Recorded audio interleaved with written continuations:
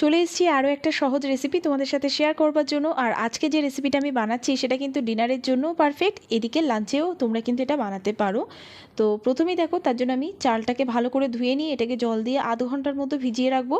অন্যদিকে একটা প্যানেতে তেল নিয়েছি অল্প একটু, তার মধ্যে পেঁয়াজ দিয়েছি। পেঁয়াজটাকে এর মধ্যে একটু আমি ভেজে নেব। তো পেঁয়াজটা নরম হয়ে গেছে, তো এর মধ্যে থেকে কিছুটা পেঁয়াজ আমি তুলে একটা বাটির মধ্যে রাখছি। বাট সেটা আমি একটু ঠান্ডা করতে দেবো। বাকি যে পেঁয়াজটা প্যানেতে আছে সেটা দিয়ে আমি একটু বেরেস্তা বানাচ্ছি। তো এদিকে দেখো হয়ে গেছে, এটাকেও আমি তুলে একটা টিস্যুর মধ্যে রেখে সাইডে রেখে দিচ্ছি। আর একটা মশলা বানাবো যার মধ্যে আমি দেব বড় এলাচ, তেজপাতা, গোলমরিচ, এলাচ মানে ছোটো এলাচ, এদিকে লবঙ্গ, গোলমরিচ আর স্টার আনিস আছে। সব কিছু দিয়ে এখানে দেখো একটুখানি আমি ড্রাই রোস্ট করে নিচ্ছি। তো এটা হয়ে গেছে, এটাকেও আমি ঠান্ডা করে একটা মিক্সির বাটিতে দিয়ে দিলাম। আর এটাকে কিন্তু একটু আমি গুঁড়ো করে নিচ্ছি। তো হয়ে গেছে এখানে গুঁড়ো করা। এর মধ্যে যে পেঁয়াজটা আমি তুলে রেখেছিলাম সেটা আমি একটু ঠান্ডা হয়ে গেছে, এর মধ্যে অ্যাড করে দেবো। আর সাথে দিয়ে দেবো সামান্য একটু জল। ব্যাস, এটাকেও আমি একটু পেস্ট করে সাইডে রেখে দিচ্ছি।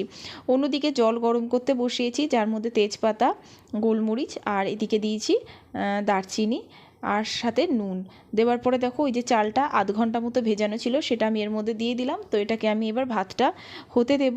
তো বেশ কিছুক্ষণ রাখার পরে দেখো ভাতটা প্রায় হয়ে এসেছে। তো এটাকে আমি একটু মানে জল ঝরিয়ে রেখে দেবো। আর এইদিকে একটা মাটির হাঁড়ি বসিয়েছি।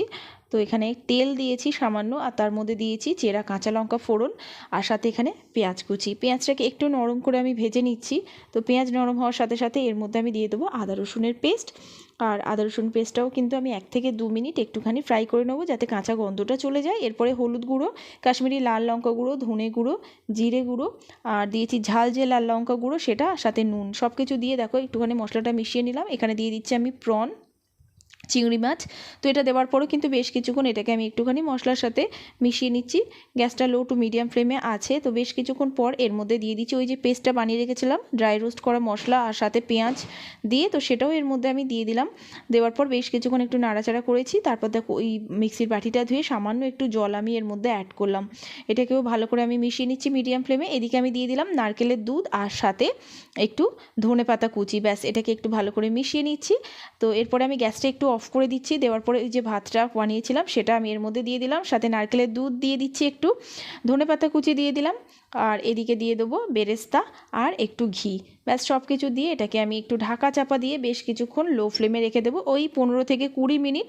আর তারপরে গ্যাসটা অফ করে আমি এটাকে আরও 10 মিনিট মতো স্ট্যান্ডিং টাইমে রেখে দেবো। ব্যাস, তারপরেই কিন্তু আমাদের প্রন বিরিয়ানি মানে তৈরি হয়ে যাবে। তো এরকম অনেক রেসিপি কিন্তু আমার চ্যানেলে আছে, অবশ্যই চেক আউট করে নিও। আর এই রেসিপিটা কেমন লাগলো জানাতে ভুলো না। ভালো থেকো, আবার দেখা হবে।